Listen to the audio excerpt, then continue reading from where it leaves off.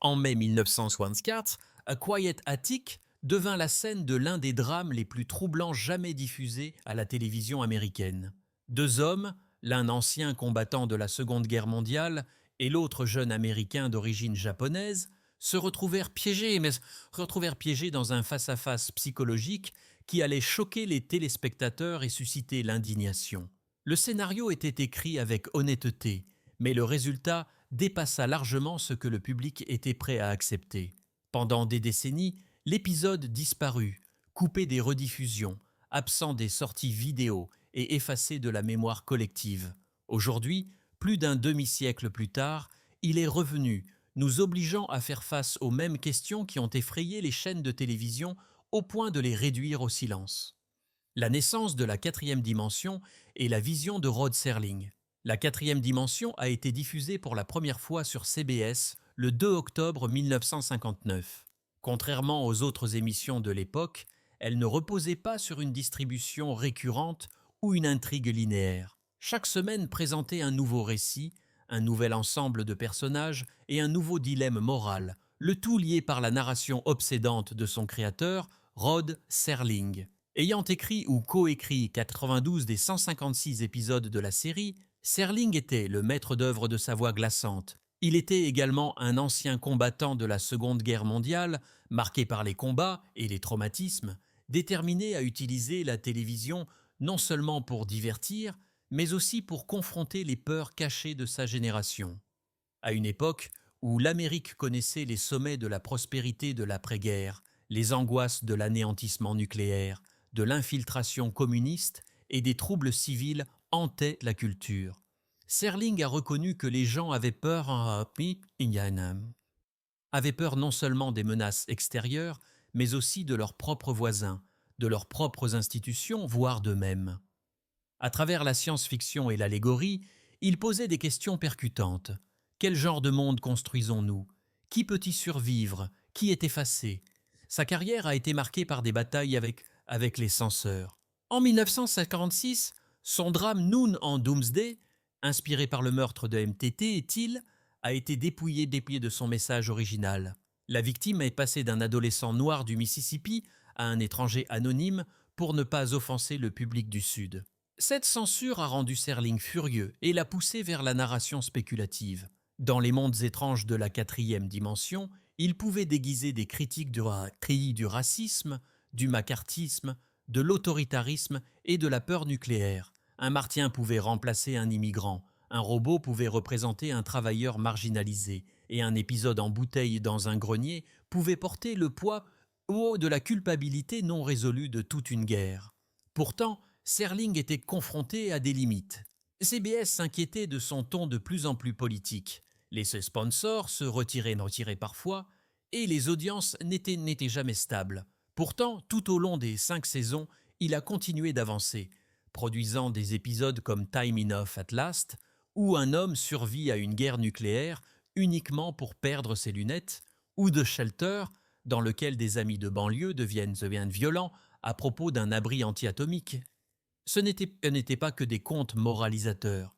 FR, c'était un des reflets des angoisses les plus profondes de l'Amérique. Mais en 1964, un épisode a franchi une limite que même la quatrième dimension ne pouvait pas protéger. Il s'appelait The Encounter. À l'intérieur du grenier, l'histoire de The Encounter. Le 1er mai 1964, CBS a diffusé ce qui allait devenir l'un des épisodes les plus tristement célèbres de la dernière saison de la quatrième dimension. Intitulé The Encounter, il racontait une histoire différente des rencontres habituelles avec des extraterrestres, des robots ou des voyageurs temporels. Au lieu de cela, les monstres étaient les blessures laissées par la guerre et les préjugés ancrés chez des hommes ordinaires.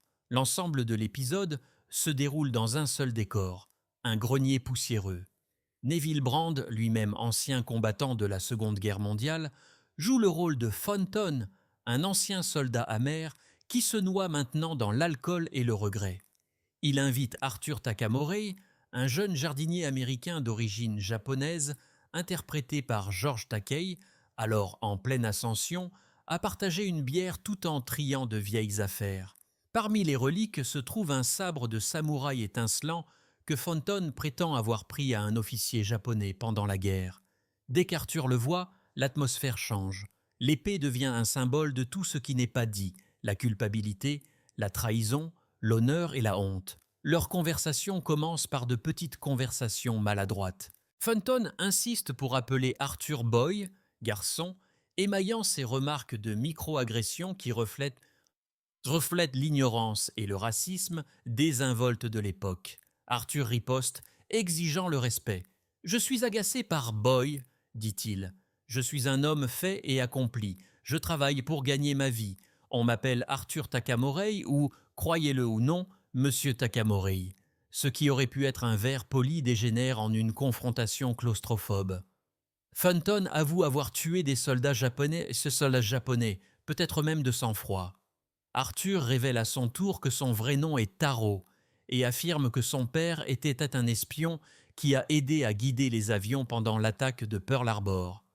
C'est à ce moment-là que le scénario passe d'un réalisme inconfortable à une horreur psychologique. L'épée semble prendre une présence surnaturelle, poussant Arthur à la violence. Les deux hommes se retrouvent piégés dans le grenier, incapables de partir, comme si le poids de leur secret avait verrouillé la porte. À la fin, la confrontation devient fatale. Arthur serre l'épée, crie « Banzai !»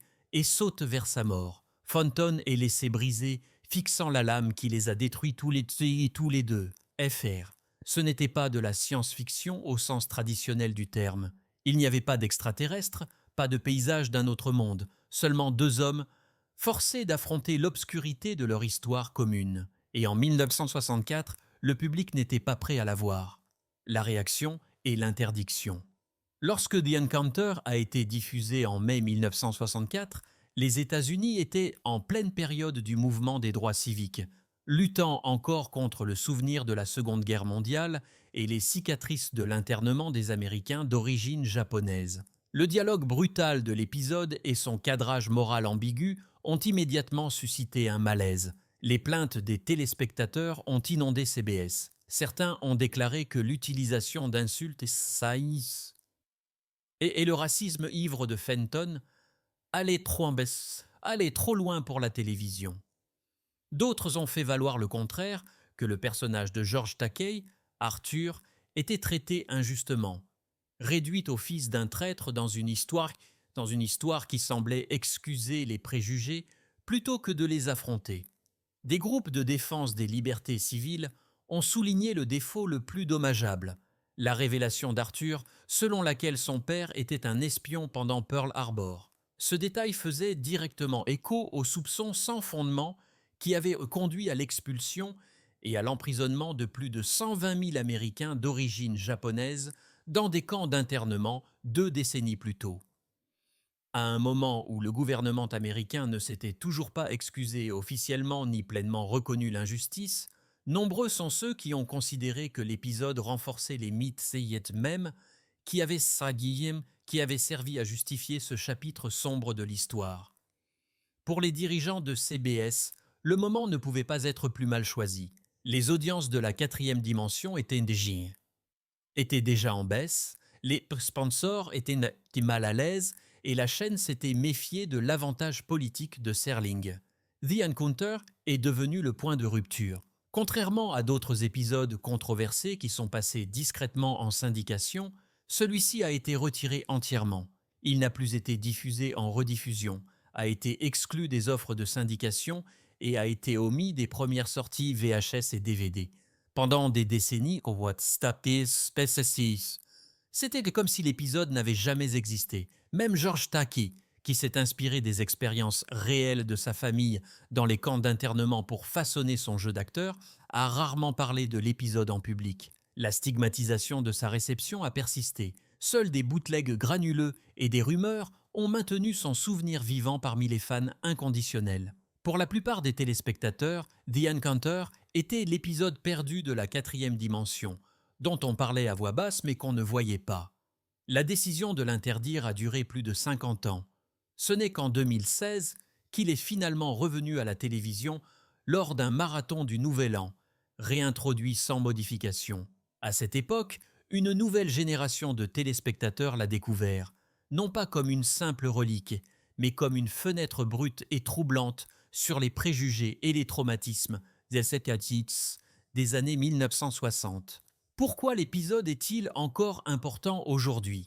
Avec le recul, il peut sembler surprenant qu'un drame en 25 minutes sur la dépendance puisse provoquer des réactions aussi fortes, mais The Encounter perdure parce qu'il oblige les téléspectateurs à se confronter à des questions qui n'ont pas de réponse facile. Qui porte la culpabilité de la guerre?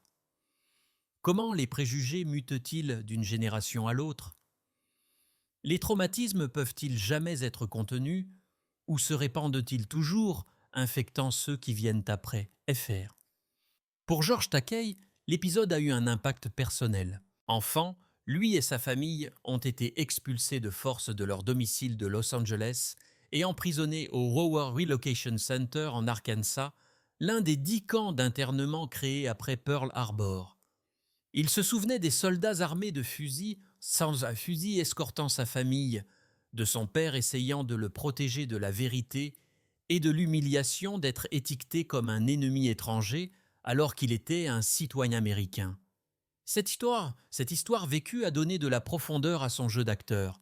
Pourtant, le scénario a transformé son personnage en quelque chose de nuisible, liant son identité à la traîtrise de Pearl Harbor. Dans son activisme ultérieur, Tei Eswem est souvent revenu sur cette contradiction, sur la façon dont même des histoires assez bien intentionnées pouvaient perpétuer les dommages. Fenton, en revanche, a été écrit avec des couches de traumatisme, d'alcoolisme et de paranoïa. Il incarne le vétéran américain hanté non seulement par ce qu'il a enduré, mais par ce qu'il a fait. Sa culpabilité d'avoir pillé une épée, sa honte de boire sa vie et son racisme désinvolte font tous partie d'une étude de personnage qui semble étrangement moderne. Le déséquilibre est éclaté. Le vétéran blanc est complexe. Le jardinier américain d'origine japonaise est réduit à un stéréotype. Ce déséquilibre est la raison pour laquelle l'épisode n'a pas atteint son potentiel. Pourtant, malgré ses défauts, le cœur de l'histoire reste puissant. Il montre avec quelle facilité la suspicion empoisonne les relations, avec quelle rapidité une boisson amicale peut s'effondrer en une confrontation lorsque les préjugés se cachent juste sous la surface. En le regardant aujourd'hui dans le contexte de la montée des crimes de haine anti-asiatique pendant la pandémie de Covid-19, les parallèles sont indéniables. Une fois de plus, les Américains d'origine asiatique ont été des boucs émissaires, harcelés et attaqués simplement pour leur existence. La peur et la désinformation sont recyclées comme elles l'étaient en 1942, comme elles l'étaient en 1964. C'est pourquoi The Encounter résonne aujourd'hui plus que jamais. Ce n'est ni une parabole propre, ni une parabole confortable. Il est désordonné, contradictoire et douloureux, tout comme l'histoire elle-même. En osant affronter ce malaise, l'épisode nous offre quelque chose que la télévision aseptisée offre rarement, la possibilité de voir les préjugés non pas comme de l'histoire, mais comme une blessure permanente qui saigne encore. Les épisodes perdus et le modèle de censure. The Encounter est peut-être l'épisode le plus célèbre de la 4e dimension à avoir été enterré, mais il n'est pas le seul. Au fil des ans, d'autres épisodes ont disparu des syndications ou des sorties vidéo, non pas parce qu'ils étaient mal faits, mais parce qu'ils ont créé des maux de tête pour CBS. Chaque cas nous apprend quelque chose sur la façon dont la télévision contrôlait ces histoires longtemps après que les caméras aient cessé de tourner. L'un d'eux était Miniature, qui a été diffusé en 1963 et mettait en vedette un jeune Robert Duval dans le rôle d'un homme solitaire qui tombe amoureux d'une figurine de maison de poupée qu'il croit vivante. L'épisode a été bien accueilli, mais a rapidement été retiré en raison d'un litige de droit d'auteur avec la succession de l'écrivain Charles Beaumont. Parce que CBS n'avait pas obtenu de droits à long terme, il a tout simplement disparu des rediffusions pendant des décennies, même si les fans l'ont salué comme l'une des histoires d'amour les plus obsédantes de la série. FR. Un autre était A Short Drink from a Certain Fountain, diffusé en décembre 1963. Il racontait l'histoire bizarre d'un homme d'âge moyen poussé par sa jeune épouse à prendre un sérum de jouvence pour régresser jusqu'à l'enfance. L'épisode n'a jamais été diffusé en syndication en raison de menaces de poursuites judiciaires pour des similitudes avec un autre scénario, peut-être une accusation de plagiat. Plutôt que de se battre devant les tribunaux, CBS a choisi d'enterrer l'épisode. Il y a ensuite eu Sounds and Silences, qui parle d'un homme obsédé par le bruit qui se retrouve tourmenté lorsque chaque son devient insupportablement fort. Un ancien combattant de la marine a poursuivi CBS, affirmant que l'histoire était basée sur sa vie et qu'elle le dépeignait d'une manière diffamatoire. Pour éviter les problèmes juridiques, la chaîne l'a retiré de la circulation. Enfin, il y a eu un événement sur Owl Creek Bridge, unique dans la série car il ne s'agissait pas du tout d'une création originale de la quatrième dimension. Il s'agissait d'un court-métrage français adapté de l'histoire d'Ambrose Bierce sur un sympathisant confédéré imaginant une évasion dans les secondes précédant sa pendaison. Bien qu'il ait remporté un Oscar et stupéfié les téléspectateurs, CBS n'avait acheté les droits que pour une seule diffusion en 1964. Par la suite, il a également disparu pendant des années. Ce qui lie ces épisodes perdus, ce n'est pas leur qualité, mais leur risque. Les sponsors, les avocats et les dirigeants les considéraient comme des passifs. Serling, qui avait déjà enduré des années de bataille de d'audace et de censure, décrivait sa profession comme l'art de l'autocensure, sachant que ses idées les plus audacieuses pourraient ne jamais atteindre l'écran. The Encounter a simplement repoussé les limites plus loin que tout autre. Contrairement aux autres, il a été effacé non pas par des contrats ou des poursuites judiciaires, mais par la peur de la réaction du public à une histoire sur les préjugés et la culpabilité trop proche de chez soi. Héritage et retour. Pendant plus d'un demi-siècle, The Encounter a existé comme un fantôme dans l'histoire de la quatrième dimension. On en parlait à voix basse dans les cercles de fans, on l'échangeait sur des bootlegs VHS granuleux et on ne l'étudiait que dans des articles universitaires. Puis, en 2016, Sci-Fi Channel a surpris les téléspectateurs de longue date en l'incluant dans son marathon annuel du Nouvel An. Pour la première fois depuis 1964, le public pouvait voir l'épisode non coupé et non modifié. La réponse a été immédiate. Les fans plus âgés ont été stupéfaits de pouvoir enfin revoir une histoire qu'ils pensaient perdue. Les jeunes téléspectateurs, avec un regard neuf, ont été frappés par sa crudité. Beaucoup ont convenu que, bien que profondément imparfait, il restait l'une des expériences les plus audacieuses de toute la série. En 2025, l'épisode est revenu à une large diffusion, dans le cadre d'une réévaluation culturelle plus large de la façon dont la télévision gère la représentation et la censure. Dans les universités, il est projeté dans les cours d'études médiatiques comme un exemple à la fois de progrès et d'échec. La preuve que même les séries pionnières peuvent trébucher dans leur traitement des personnages marginalisés. Dans les groupes d'anciens combattants, il a été utilisé comme un outil pour discuter du SSPT et de l'ombre persistante des traumatismes de guerre. Sur le plan international, il a été salué pour avoir osé aborder la réconciliation alors même que les chaînes américaines tentaient de le cacher. Rod Serling lui-même n'a jamais vécu pour voir cette réhabilitation. Il est décédé en 1975 à seulement 50 ans, laissant derrière lui un héritage en tant que l'un des écrivains les plus audacieux de la télévision. FR, mais ses empreintes restent partout sur The Encounter. L'épisode capture son désir implacable d'affronter les préjugés, son utilisation de l'allégorie pour contourner les censeurs et sa volonté de prendre des risques de controverse dans la poursuite de la vérité. Qu'il ait été enterré si longtemps est tragique. Qu'il soit revenu nous obligeant une fois de plus à affronter les démons que Serling voulait que nous voyions, est sa rédemption. Après 55 ans dans l'ombre, The Encounter est finalement revenu à la lumière, mais son histoire soulève des questions qui nous hantent encore aujourd'hui. Pensez-vous que la chaîne a eu raison de retirer l'épisode, ou aurait-on dû laisser le public décider par lui-même? Partagez vos réflexions ci-dessous et n'oubliez pas d'aimer, de commenter et de vous abonner pour plus d'analyses approfondies des épisodes qui ont osé repousser les limites.